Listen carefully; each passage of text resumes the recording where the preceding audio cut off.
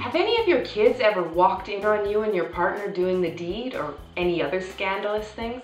Because I know it's happened to me and my husband, well, more times than I care to count. The first time my kids walked in on my husband and I having sex, they were really little. I'm probably 4 or 5. I explained to my kids that mommy and daddy were praying, and that's why there might have been some noises that they wouldn't otherwise hear. It wasn't the most creative lie, but it got the job done.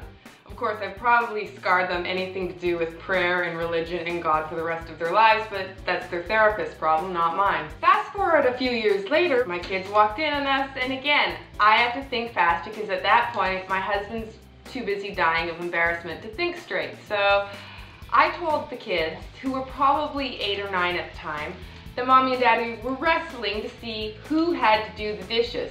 Now the third time was actually fairly recently because, you know, we have not learned, my husband and I. So I told them that mommy and daddy were engaging in a cardiovascular activity that was good for their hearts, and then I guilted them and said, you wouldn't want mom and dad to die because of lack of exercise, would ya?